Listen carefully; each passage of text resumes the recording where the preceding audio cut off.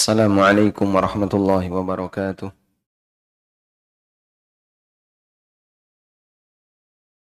Alhamdulillahi rabbil alamin. Wassalatu wassalamu ala ashrafil mursalin. Nabiyyina wa maulana Muhammadin wa ala alihi wa sahbihi ajma'in. Wa ashhadu an la ilaha illallah wahdahu la syarika lah. Wa ashhadu anna Muhammadan abduhu wa rasuluh. Sallallahu alaihi wa ala alihi wa sahbihi. Wa man tabi'ahum bi ihsanin ila yaumiddin. Alhamdulillah, puji syukur kita haturkan kehadirat Allah Subhanahu wa taala.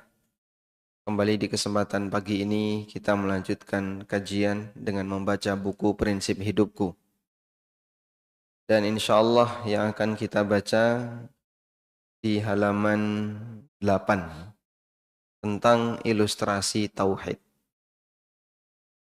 Seperti apa gambaran yang diberikan oleh Nabi sallallahu alaihi wasallam bagi orang yang bertauhid, bagi orang yang menjaga iman dengan baik.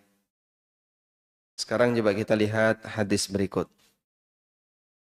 Nabi SAW menjelaskan tentang rukun Islam. Beliau bersabda, Buniyal Islamu ala khamsin. Islam itu dibangun di atas 5 tiang. Syahadati an la ilaha illallah. Yang pertama, syahadat la ilaha illallah wa anna Muhammadan Rasulullah. Yang kedua, wa iqamis salah, menegakkan salat.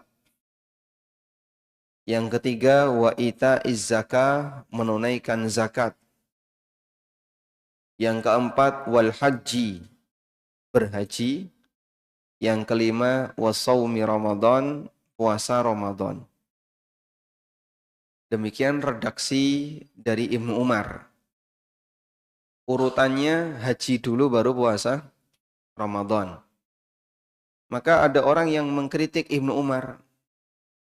Dan orang ini meluruskan dengan mengatakan wa iqamis shalah wa ita'iz zakah wa shaumi Ramadan wal haji.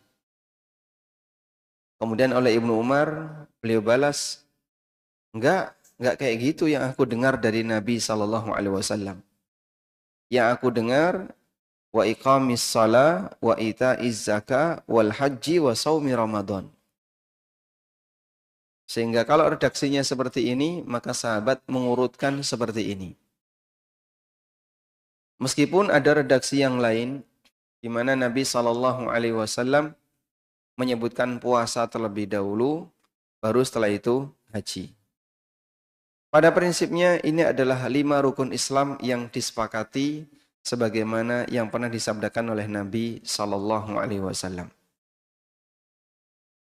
Selanjutnya, Al-Hafidz Ibnu Rajab menjelaskan bahwa Nabi sallallahu alaihi wasallam menggambarkan Islam itu ibarat bangunan di mana 5 rukun Islam tersebut merupakan 5 tiang penyangga utama. Sementara kewajiban yang lainnya, kewajiban Islam yang lainnya ibarat unsur bangunan lainnya. Seperti tembok, pintu, jendela, dan seterusnya. Sedangkan amalan sunnah dalam Islam itu ibarat perabotan yang menghiasi interiornya. Sehingga kalau kita melaksanakan sunnah, seperti kita masang ada perabotan, ada meja kursi, ada ranjang, ada lemari, rak, dan seterusnya. Ketika ada orang yang lebih memperhatikan amal sunnah, namun dia tidak memperhatikan amal wajib, itu seperti orang bangun bangunan, tegak, diisi interior, tapi nggak ada tembok. Temboknya aja jebol. Kenapa? Amal wajibnya dia tinggalkan. Yang lebih parah lagi, ada orang yang lebih perhatian terhadap amal sunnah, tapi tidak memperhatikan kondisi tauhid dan iman. Sehingga dia dalam urusan tauhid dan iman rusak. Dolanan klenik, senengane jimat, kalau nggak gitu ramalan. Maka seperti orang yang membangun bangunan, diisi dengan aneka perabotan, temboknya atau tiangnya dirobohkan. Sehingga ambruk bangunan itu. Bisa jadi seperti orang yang mengisi rumahnya dengan aneka perabotan, namun dia merobohkan tiang utamanya, yaitu syahadat. Tentu bangunan itu akan ambruk. Apa manfaatnya perabotan ketika bangunannya ambruk? Insya Allah ilustrasi ini cukup jelas ya. Baik. Makanya kalau kita ingin punya bangunan yang kokoh, berarti harus diperkuat bagian apa Pak? Tiangnya. Tiangnya harus diperkuat. Baik. Sekarang kita akan berbicara banyak tentang hadis 5 rukun Islam. Seorang muslim memahami rukun Islam ini sebagai bagian yang paling penting dalam hidupnya. Dan Nabi SAW tidak menyebutkan jihad sebagai rukun Islam. Tapi beliau sebutkan haji. Ada penjelasan yang disampaikan oleh para ulama. Kenapa kok haji yang disebutkan bukan jihad? Padahal kita tahu jihad termasuk di antara amal besar, amal yang keutamaannya sangat banyak. Penjelasannya adalah yang pertama, haji itu bisa dilakukan oleh siapapun yang punya kemampuan. Baik laki, perempuan, sampai pun anak-anak. Anak-anak bisa haji enggak? Bisa. Walaupun cuma 2 bulan bisa? Bisa. Sehingga anak kecil dia bisa haji. Tapi anak kecil enggak mungkin jihad. Jihad bawa bayi itu enggak bisa. Jihad kok enggak bayi. Bayinya ditinggal. Karena itu, amalan ini cakupannya lebih luas dibandingkan jihad. Yang kedua, haji itu berlaku sampai kiamat. Sepanjang ada kaum muslimin. Berbeda dengan jihad. Kalau jihad itu ada ujungnya. Begitu kaum muslimin sudah tidak lagi punya musuh, alias orang kafir sudah nggak ada, maka jihad sudah berhenti. Dan itu terjadi setelah Allah Subhanahu wa taala menurunkan Nabi Isa alaihissalam. Beliau bersama Imam Mahdi memimpin kaum muslimin, lalu membunuh Dajjal, para pengikutnya Dajjal, dan orang-orang kafir yang lainnya.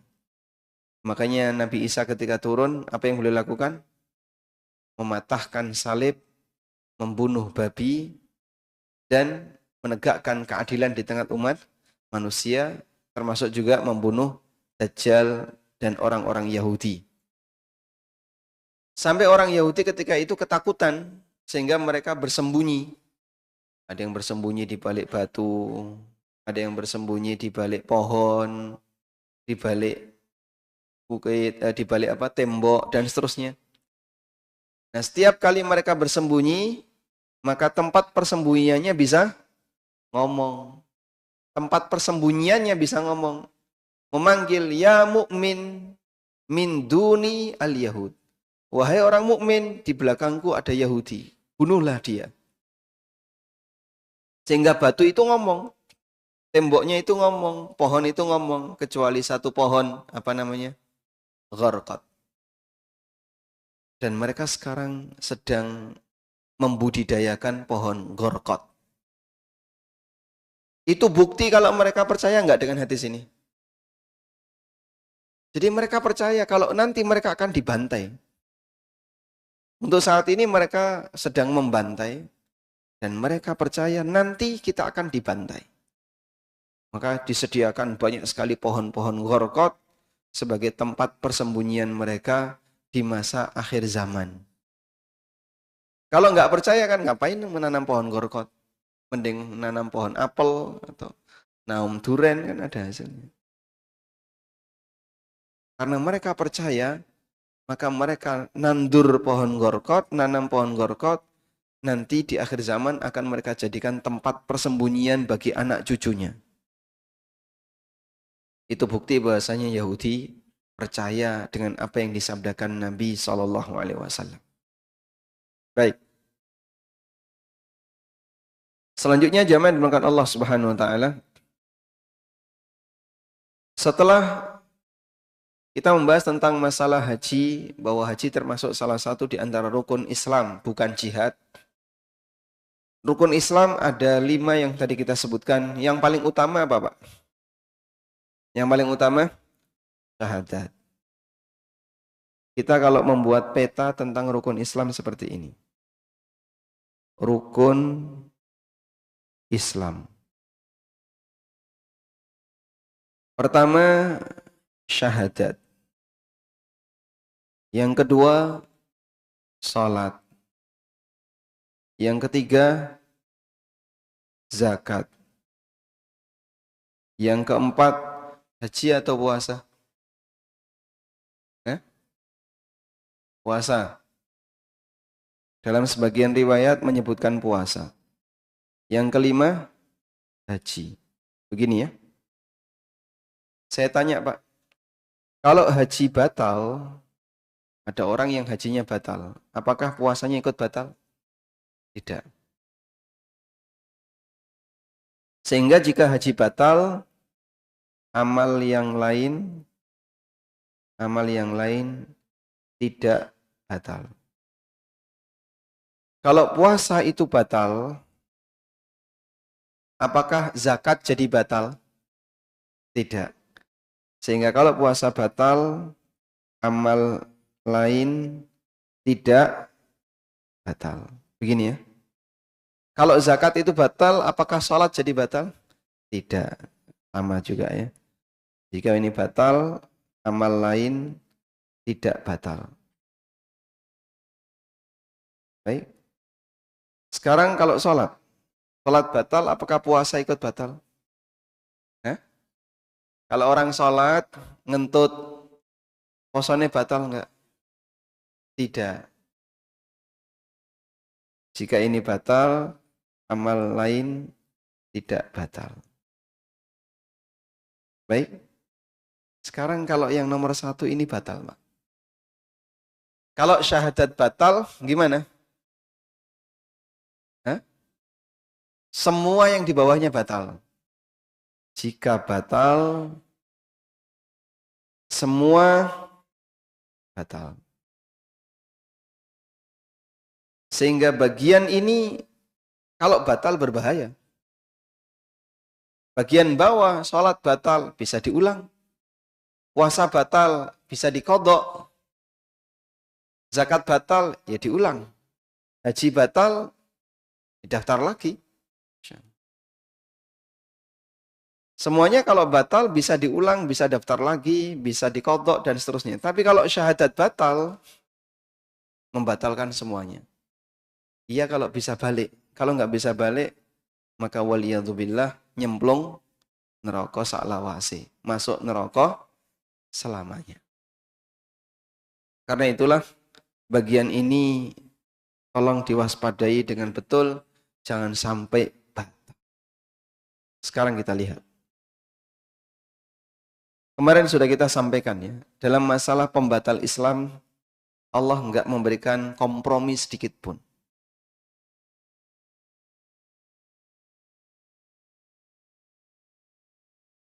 Ini doktrin, bila kita sebut doktrin dalam Al-Quran, atau prinsip yang diajarkan dalam Al-Quran.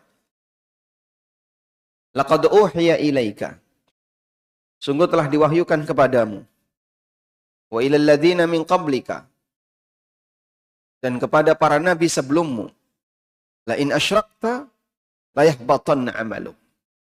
Kalau kau berbuat syirik, seluruh amalmu batal. Ini disampaikan kepada siapa? Nabi Muhammad sallallahu alaihi wasallam.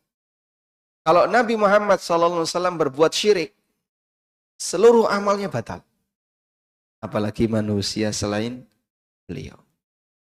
Maka dalam masalah pembatal tauhid, Allah tidak memberi kompromi, mau orang jahat yang melakukan atau orang taat, orang jauh atau orang dekat, semua yang berbuat syirik, semua amalnya batal. Sampai pun kekasih Allah Ta'ala, yaitu Nabi Muhammad SAW. Maka ayat ini menegaskan satu prinsip bahwasanya dalam masalah pembatal tauhid gak ada ampun. Semuanya amalnya tidak diakui. Dan inilah yang kita maksud tadi, kalau tauhid batal berarti syahadat batal. Jika syahadat batal, semua amal ikut batal, nggak diterima. Dan kalau semua amal batal, orang nggak punya bekal apapun ketika dia yaumil qiyamah, walaupun setitik dzarrah yang itu bisa menyelamatkan dia menuju surga. Baik. Selanjutnya jamaah, Nabi SAW memberikan ilustrasi rukun Islam ini seperti bangunan. Rukun itu apa sih Pak? Rukun. Rukun itu apa? Rukun bangunan. Tiang. Makanya Ka'bah itu punya 4 rukun karena dia tiang penyanggah utama di tepi. Rukun apa saja rukun Ka'bah, Pak? Hajar Ismail.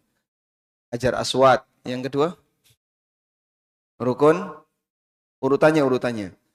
Rukun Hajar Aswad. Terus urutan berikutnya, rukun Iraqi. Selanjutnya, rukun Syami. Berikutnya, rukun Yamani. Ada 4 rukun. Itu kalau roboh gimana? Miring nanti Ka'bahnya. Sehingga bangunan kalau tiangnya hancur satu, maka dia akan ambruk atau miring. Kalau tiang tengahnya hancur, roboh. Ya? Maka Islam seseorang akan tegak jika rukunnya ditegakkan. Islam dalam diri hamba akan tetap tegak selama rukunnya ditegakkan. Dan tentu saja menegakkan rukun ini sesuai kemampuan. Kalau nggak mampu haji gimana Pak? Sampai mati nggak pernah haji. Ya karena dia nggak mampu, dia tidak punya kewajiban untuk melakukannya. Zakat gimana Pak? Kan ada banyak orang yang nggak mampu zakat. Ya karena dia nggak mampu, ya minimal zakat fitrah yang dia keluarkan. Sehingga dia tetap pernah zakat, walaupun hanya zakat fitrah. Tapi pada prinsipnya, kalau Islamnya ingin tegak, dia harus menegakkan 5 rukun Islam. Baik. Nah, dari sinilah para ulama memberikan gambaran seperti yang disampaikan oleh Al-Hafidh Ibn Rajab tadi ya. Ini ibarat sebuah rumah. Mohon maaf Pak, saya tidak pinter gambar. Di sini pelajaran gambar nilai ini paling elek. Anggaplah seperti ini. Dan ini ada ini ya. Betul nggak? Nah, segini aja lah. Iki apa tuh Mas? Bawa kandang wedhus, bawa apa? Gak ngerti Mas. Ada 1 tiang penyangga di tengah. Kayaknya salah ini. Nah, begini ya. Nah, kurang lebih kayak gini ya. Kita digambarkan Islam itu seperti ini. Atap kamu akan tegak berdiri, berada di atas, bisa menjadi penutup bagi orang yang berada di bawahnya. Kalau 5 tiang ini bisa bertahan. Baik. 5 tiang ini rukun Islam. Tapi bukan semua kewajiban Islam. Ada nggak kewajiban Islam selain 5 tiang ini? Banyak. Sebutkan contohnya. Kewajiban Islam selain dari 5 tiang ini. Birrul walidain, apalagi? Menuntut ilmu, apalagi? Nikah. Nikah itu wajib. Yang jawab malah belakang nih. Apalagi? Hah? Apa Pak? Kewajiban Anda sebagai suami itu apa? Memberi nafkah kepada istri dan anak-anak. Terus apa lagi? Ngomong cucu. Ini wis tua kayak ngono pikiran. Baik. Jadi ada banyak kewajiban selain 5 rukun Islam ya. Kita sepakat itu. Maka 5 rukun Islam itu seperti apa? Seperti tiang penyangga utama. Seperti tiang penyangga utama. Baik. Kemudian yang kedua, kewajiban Islam yang lain, kewajiban Islam yang lain itu seperti tembok luar.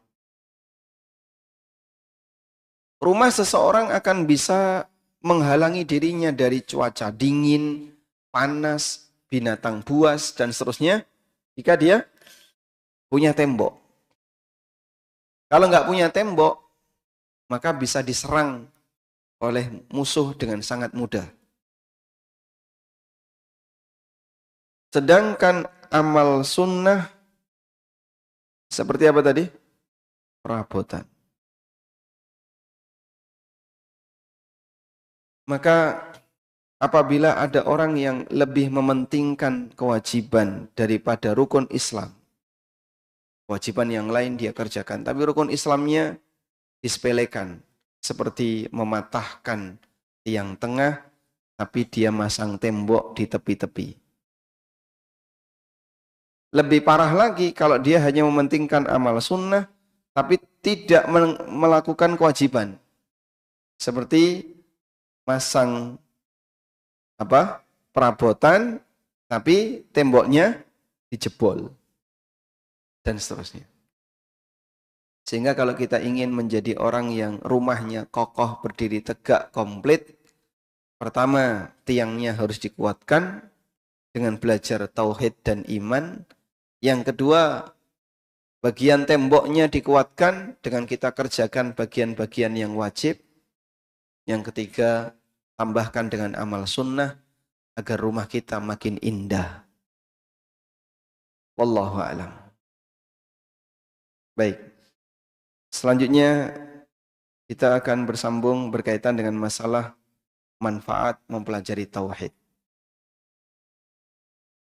Ada satu prinsip di mana tauhid selalu menyertaiku. Ajaran tauhid harus selalu mewarnai hidup kita. Kemanapun kita bergerak, tauhid harus dijaga. Termasuk ketika kita mengkaji disiplin ilmu yang lain. Ilmu tauhid harus tetap diikut sertakan. Sehingga saat kita belajar bahasa Arab, belajar ilmu fikih, belajar yang lainnya, pondasi tauhid harus selalu menyertainya. Ini penting ya. Karena kalau orang belajar bahasa Arab tapi tidak punya akidah yang benar, dia bisa saja terpengaruh dengan paham-paham yang lain. Contohnya, Bapak kenal istilah Mu'tazilah? Mu'tazilah. Pernah dengar nggak? Barusan dengar ya? Itu sekte apa Pak? Itu Pak, Mu'tazilah itu Pak. Itu sekte yang terlalu mendewakan akal.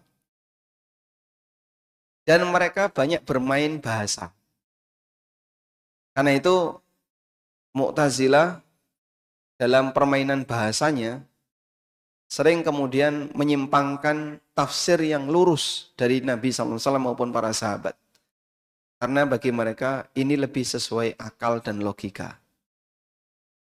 Nah, makanya kalau orang belajar bahasa tapi tidak punya pondasi akidah yang kuat, bisa jadi ketularan Mu'tazilah.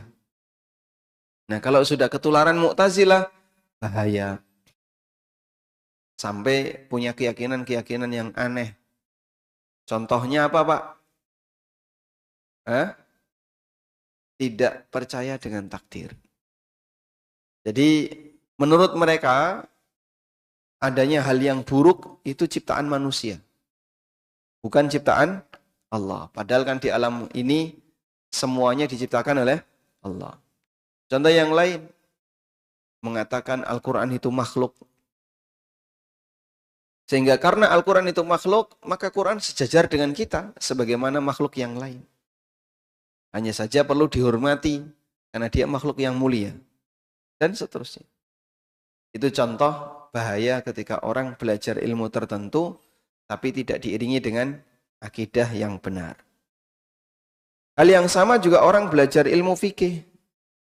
Kalau tidak diiringi dengan akidah yang benar, maka belajar ilmu fikih itu fungsinya hanya untuk belajar debat.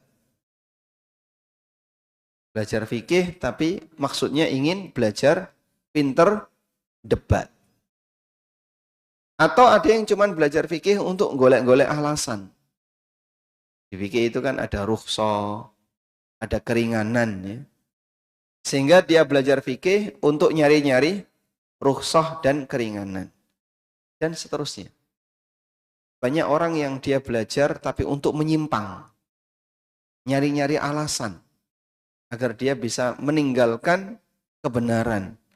Sungguh sangat berbahaya. Saya kasih contoh, Pak. Anda sudah ngantuk belum? Kalau sudah ngantuk, contohnya saya tambahkan ya. Jadi tentang fikih muamalah. Fikih muamalah. Di Indonesia fikih muamalah itu ada 3 madhab besar di Indonesia, Pak. Yang saya ketahui ya.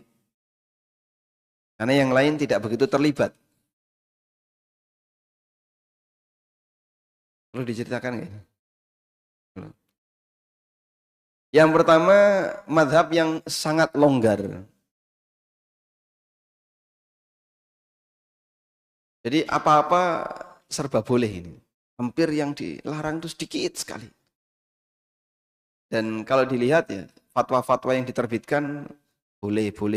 Jadi hampir semuanya serba boleh. Ini seperti yang banyak dipakai oleh beberapa lembaga keuangan syariat. Lembaga keuangan syariat. Jadi dikit-dikit kami sudah punya fatwanya. Tapi terlalu longgar. Sehingga apa-apa kalau diperhatikan ini kok jadi serba boleh. Yang kedua, terlalu ketat.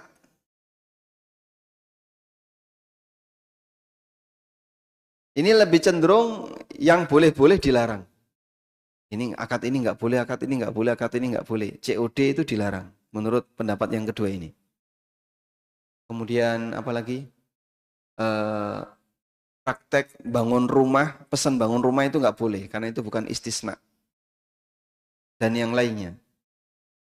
Ini cenderung HTI di Indonesia. Karena sudah tidak ada kan, jadi saya sebutkan ya. Jadi kajian-kajiannya masih banyak. Dan dalam masalah muamalah, mereka itu terlalu ketat. Yang ketiga, pertengahan. Saya sebut pertengahan, tidak ekstrim seperti yang pertama, yang terlalu permisif. Dan tidak ekstrim seperti yang kedua, yang terlalu ketat. Tapi mereka lebih merujuk kepada penjelasan para ulama internasional. Nah, pertengahan ini yang digawangi oleh beberapa asatidzah Ahlussunnah. Mereka lebih banyak merujuk ke fatwa Majma' Fikih Islami, ke lembaga fikih internasional. Seperti keputusan-keputusan Majma', lalu standar yang diterbitkan oleh lembaga pengawas perbankan internasional, ma'ayir syar'iyah, dan seterusnya. Sudah?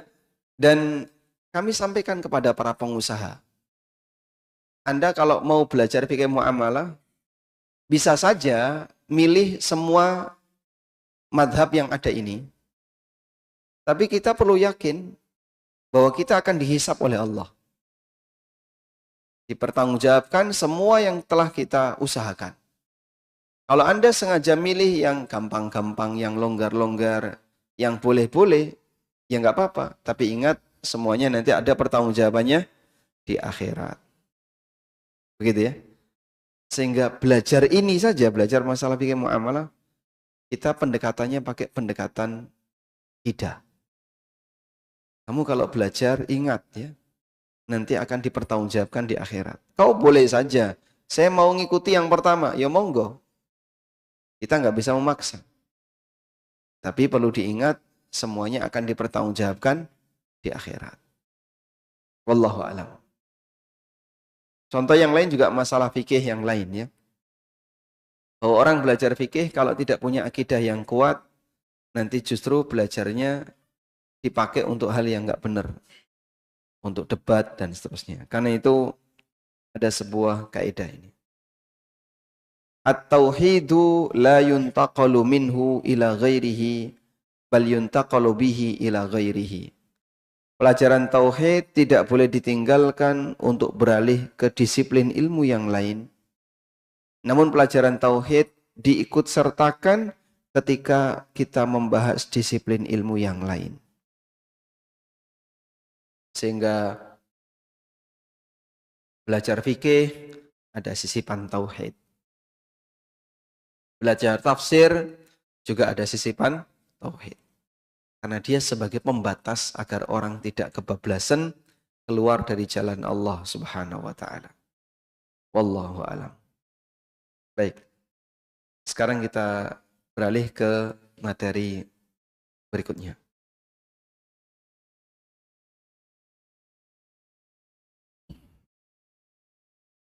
Materi berikutnya judulnya apa, Pak? Jangan lewatkan sehari tanpa menambah ilmu. Jadi kita upayakan setiap hari itu nambah pengetahuan agama walaupun sedikit. Karena begini, manusia lahir. Saat mereka lahir dalam keadaan apa? Dalam keadaan nol. Semuanya serba nol. Lahir nyekel duit nggak, Pak? Mungkin di antara ibu-ibu ada yang waktu lahir bawa cincin. Ada? Nggak ada. Sehingga semuanya serba nol. Kita semuanya nol. Ketika lahir tidak punya harta sama sekali. Tidak punya kekayaan sama sekali. Dan tidak punya ilmu sama sekali. Nol harta, nol ilmu, nol. Itulah kondisi manusia ketika lahir. Lalu Allah Subhanahu wa taala memberikan kepada manusia ini kemampuan. Ada kemampuan. Nah, kemampuan itu ada yang sifatnya insting. Kemampuan yang sifatnya insting. Ini berkembang sendiri. Contoh ya. Instingnya manusia gimana, Pak? Golek pangan. Maka sejak bayi dia sudah punya insting. Gimana caranya nyari makanan. Apa yang dia lakukan? Nek ngeleh, nangis. Nah, orang tuanya menyadari bayi ini lapar. Akhirnya disusui. Itulah insting. Insting yang kedua dia insting gerak. Bayi itu tidak pernah diajari untuk tengkurap. Tapi dia gelundang-gelundung dewe, tengkurap. Padahal dia tidak pernah nonton video caranya tengkurap. Ada nggak tutorial tengkurap bayi gitu, ada? Nggak ada. Tapi dia dari mana bisa tengkurap? Hah? Insting. Awalnya narik-narik badannya, narik-narik kakinya. Ya, depannya bisa tengkurap, bokongnya raiso kan. Demikianlah bayi. Dan dengan instingnya itu akan berkembang dengan sendirinya. Ya? Dan ada kemampuan melalui belajar. Ini nggak bisa pakai insting. Yang belajar ini tidak bisa dengan insting. Kalau pakai insting saja, ora dadi, Pak. Harus melalui proses belajar. Belajar di sini bisa bentuknya meniru. Bisa bentuknya memahami kalimat. Kalimat itu bisa bentuknya perkataan atau tulisan. Maka pasca seorang hamba itu dia diberi oleh Allah kemampuan berdasarkan insting seperti makan, kemudian gerak dan seterusnya. Dia kemudian belajar untuk memahami yang lebih dari itu. Nah, di bagian yang kedua inilah yang disebut dengan ilmu.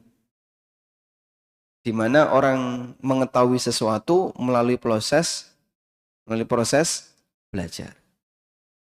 Ada yang dari niru, lihat, oh bapaknya kalau masak kayak gitu, kok bapaknya, ibunya kalau masak kayak gitu, kalau nyalain kompor kayak gitu, kalau mau mandi pakai air panas caranya kayak gini, caranya kayak gini. Nah, dia niru.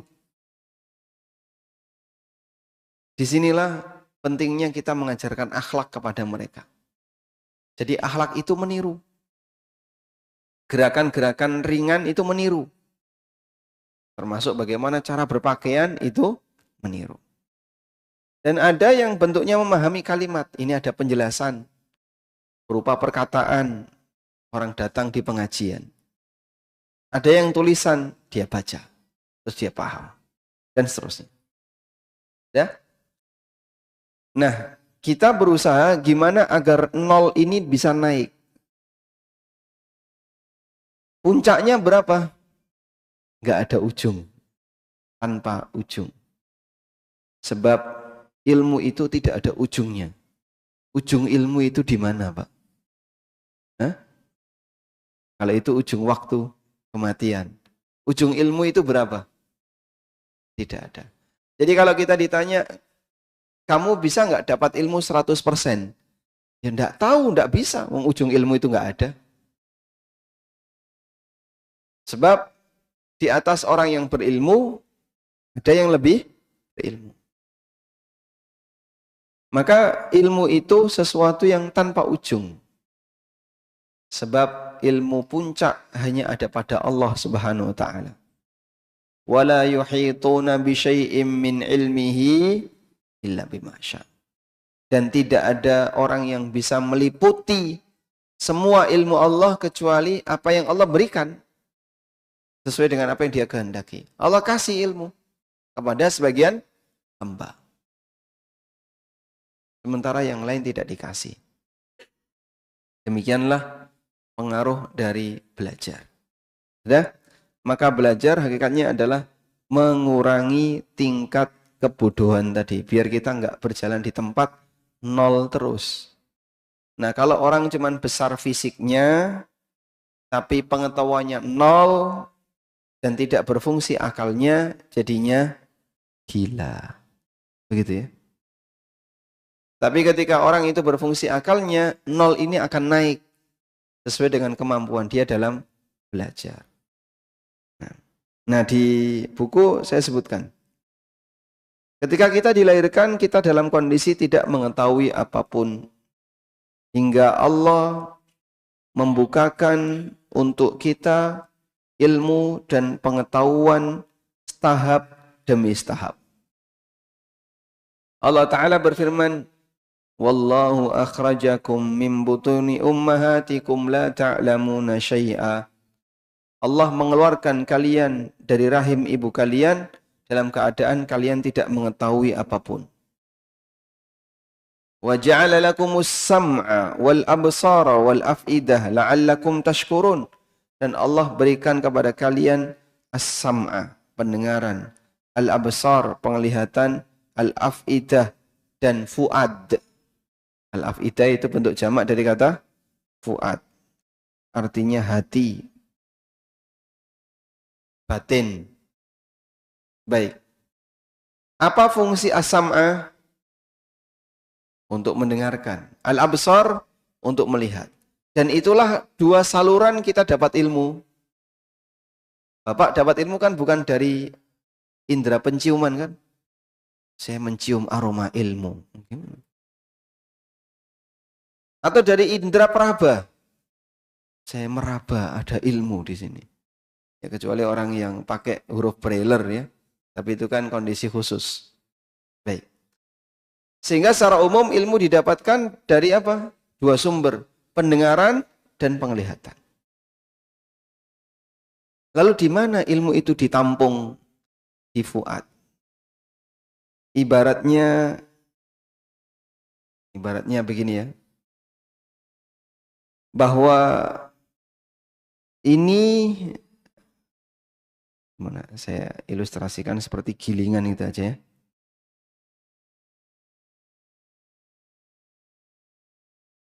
Bahwa ini adalah bahan baku. Bahan baku ini apa Pak? Keterangan. Baik dari yang bentuknya audio maupun visual. Sudah? Alat yang dipakai untuk bisa menampung bahan baku ini masuk adalah telinga dan indera pendengaran dan penglihatan. Lalu dia bisa tertampung. Ini ada alat untuk memahami dan menampung. Apa ini? Fuad. Sehingga fuad ini bisa mencerna. Kalau kayak gini maksudnya ini. Kalau seperti ini maksudnya ini. Itulah fuad. Baik. Karena itu, jika Bapak Ibu misalnya datang ke kajian ini bawa kucing, Pak. Dengan ajak kucing duduk di sini, Pak. Ya? Kucing bisa mendengar suara kita enggak? Bisa? Bisa. Dia bisa melihat kita enggak? Bisa. Sehingga saat saya ceramah, dermimil dari tadi, ada kucing, dia dengar, Pak. Tapi kucing ngerti enggak? Ngerti? Tidak. Apakah kucing bisa memahami perkataan? Tidak.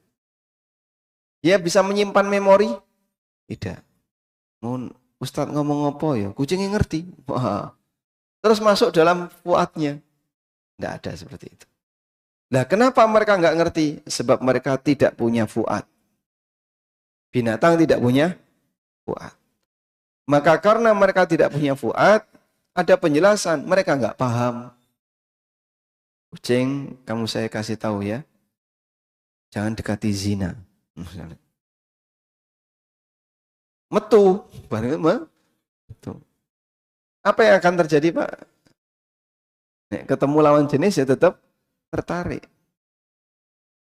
Sehingga dalam hal ini ketika kita mendapatkan penjelasan kenapa kita bisa paham, karena Allah kasih fuad. Maka jaga fuad ini dengan baik, jangan dirusak. Kemampuan fuad masing-masing orang berbeda-beda. Ada yang kemampuannya sangat rendah. DKI pengajian, metu masjid hilang. Ada kayak gitu, Pak? Hah? Banyak ya? Pengajian setengah jam atau lebih, 40 menit. Selesai pengajian, metu masjid, hilang. Tadi ceramahnya isinya apa, Pak? Mbah Mas, aku ya mau karo liar-liar. Tapi mendengarkan. Jadi mungkin fuadnya hanya bisa menampung sedikit. Ya, itu tadi yang bahas fuad. Pak Fuad kok dibahas. Malah gagal paham. Yang kedua, ada orang yang fuadnya kuat. Sehingga sekali dengar, langsung hafal. Ngerti dan hafal. Makanya tolong fuadnya itu dijaga. Bagaimana cara menjaga fuad? Jangan terlalu terbebani dengan pikiran dunia. Orang yang terlalu sibuk memikirkan pikiran dunia, itu ngerusak fuad. Makanya kalau ada orang yang seneng bahas politik, terus nek wis bahas politik isine mau ngeloro hati, tegang antara sana dan sini, itu ngerusak fuad. Sehingga isinya cuma mikir kayak gitu aja, tegang terus. Maka dalam dugaan saya, para pejabat yang main politik dan saling trik-trik itu nggak sempat belajar, Pak. Belajar yang seperti kita ini, tenang, santai, bisa merasakan nikmatnya ilmu. Nah, mereka kan selalu kepikiran, apa yang harus saya lakukan untuk antara ya menjegal lawan atau menggait kawan. Hanya itu dalam pikirannya terus. Apalagi kalau sudah dekat musim kampanye. Bisa jadi mereka rapat itu sampai tengah malam. Rapat untuk apa, Pak? Pemenangan. Wah. Itu tegang terus isinya hatinya mau panas tok. Dan mereka menikmati itu. Tapi kalau kita tidak, kita menikmati tenang, bisa belajar agama dengan baik, dan hatinya nyaman. Fuad juga akan rusak kalau Anda terlalu sering bergesekan dengan orang lain. Gesekan dengan keluarga, gesekan dengan tetangga, teman kerja. Sehingga hati nek wis lara, ora iso dijak sinau. Anda di sini misalnya duduk, tapi rasanya sakit hati. Sama siapapun yang ada di sini. Saya yakin meskipun mendengar, dia tidak bisa mencerna. Karena fuadnya dirusak.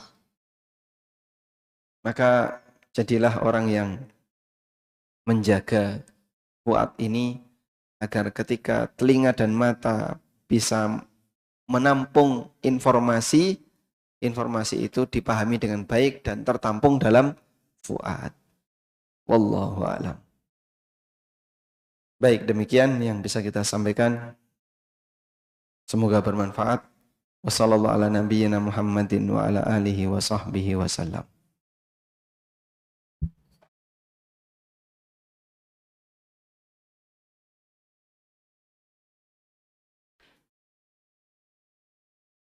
Ada pertanyaan. Assalamualaikum. Waalaikumsalam. Adzan subuh kumandang di sekitar kami, waktunya berlainan. Yang bisa kami jadikan patokan yang paling awal atau paling akhir? Jawabannya yang paling tepat waktu. Karena yang awal belum tentu tepat waktu, yang akhir bisa jadi takmire haripan. Nah, kalau takmirnya seperti itu, ya mohon maaf. Jadinya tidak tepat waktu. Ada sebuah masjid, Pak. Takmirnya itu dibayar pakai sistem kedatangan. Jadi kalau kamu adzan dibayar, kalau enggak adzan ya enggak dibayar. Entah pakai absen atau apa begitu. Tapi karena males seperti itu, akhirnya dia sering bolos. Subuh itu jarang ada adzan, sampai yang adzan itu jamaah yang lain. Padahal masjid ini dulu pernah jadi masjid terkenal dan sering dipakai tempat kajian, tapi setelah itu ditutup karena ganti takmir. Dan ternyata mbalelo kayak gitu. Dan dulu takmirnya dari teman-teman mahasiswa UII ya, yang sudah lulus. Kemudian jadi takmir, hubungannya dekat dengan kami. Sekarang takmirnya kita nggak kenal, dan orangnya orang yang suka pemalas. Maka bisa jadi adanya telat, ya, bukan karena dia tepat waktu, tapi karipan. Nah, kalau seperti ini nggak bisa jadi acuan.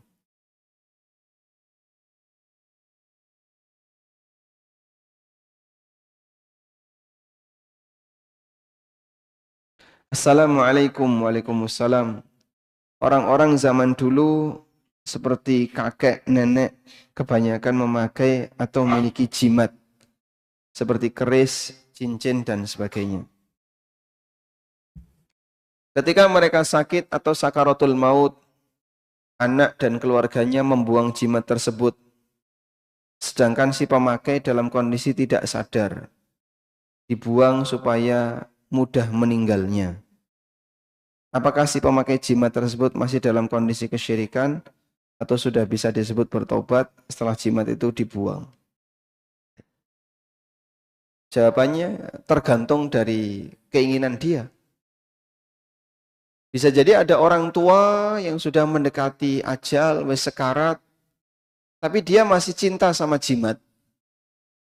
Sehingga sebenarnya dia nggak pingin jimat itu dibuang. Nek iso aja mbok buang. Dinggo anak turunmu. Maksud dia biar nanti dirawati oleh anak-anaknya. Berarti dia sudah tobat belum? Belum. Maka yang lebih penting kasih tahu. Sebelum dia dalam kondisi sekarat. Kalau sudah sekarat, sudah tutup kesempatan tobat. Kalau masih sadar, masih bisa diajak ngomong, diajak berpikir. Simbah, niki kerise tak buang ya, arep tak bakar. Kok tiba-tiba nyampluk? Berarti dia tidak ridho. Kerisnya dibuang. Wani buang keris, kata kei warisan. Wah. Padahal wis arep mati ya. Gimana terus seperti itu? Berarti yang bersangkutan belum tobat. Maka kasih tahu, nih simbah mati dalam kondisi ini belum meninggalkan keris, nanti jenengan mlebu neraka sak lawase. Ora apa-apa. Aku wis duwe jimat. Wah, ini sembrono kayak gini ya, terlalu nekat. Baik, yang bersangkutan kalau seperti ini berarti belum tobat. Sehingga dia harus diajari agar dia mau tobat dari keris. Kalau sudah tobat, walaupun keris itu belum dibuang, nggak apa-apa. Yang penting sudah tobat. Yes, aku wis tobat, aku nyesel duwe barang-barang kaya ngono. Soalnya aku wis mati, tolong barang-barang itu didol. Ya salah mbah kok didol. Lah dia apa no? Dihancurkan. Ya wis dihancurkan. Yang penting dia tobat. Sehingga kalau dia sudah tobat, walaupun untuk ngerusak keris itu menyusul waktunya, nggak masalah. Yang penting sudah tobat. Baik. Apakah benar kalau memakai jimat matinya tertunda? Salah atau benar? Salah. Kenapa? Karena jimat tidak bisa menentukan ajal. Tapi nyatanya Pak, sing duwe jimat iki jarene angel mati. Orang mati-mati sampai jimatnya dihancurkan. Ya memang belum waktunya. Belum datang ajalnya. Nah wis loro-loronen koyo ngene wis gak iso apa-apa. Sudah sakit-sakitan gak bisa apa-apa. Itu bisa jadi hukuman yang disegerakan. Sehingga misalnya dia mati di tahun 2028. Dia mati di tahun 2028. Ya? Bulan Desember 2027, berarti 2028 yang bulannya belum jelas. Misalnya Allah tetapkan fulan ini akan mati di bulan Januari 2028. Desember 2027, dia sudah nggak bisa ngapa-ngapain. Stroke, loro, reso ngomong, dan seterusnya. Orang berpikir, wah ini punya jimat, makanya gak mati-mati. Ya dia memang belum waktunya ajalnya kan di 2028. Ini baru 27. Tapi kok sudah sakit-sakitan kayak gini? Bisa jadi hukuman yang disegerakan. Sebab ajal itu semuanya ada di tangan Allah. Idza jaa ajaluhum fala yastakhiruna sa'atan wala yastaqdimun. Kalau sudah datang ajalnya tidak bisa ditunda walaupun sesaat dan tidak bisa disegerakan walaupun sesaat. Sebab yang namanya ajal itu murni ketetapan dari Allah. Jimat tidak bisa membuat orang panjang umur. Maka tidak benar kalau ada anggapan bahwa orang memakai jimat matinya susah karena dia umurnya panjang. Ini salah. Yang benar Allah Subhanahu wa taala yang menentukan kematian hamba. Wallahu a'lam.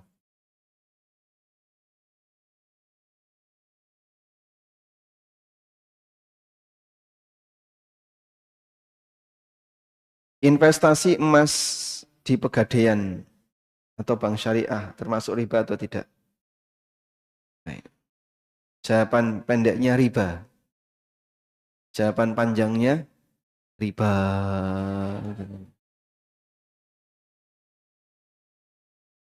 Karena kalau investasi emas di Pegadaian ada dua kemungkinan. Anda bawa emas lalu ditaruh di Pegadaian terus nanti dapat duit. Ya? Saat Anda mau mengambil emas itu, duitnya dikembalikan plus tambahan. Jadinya apa ini?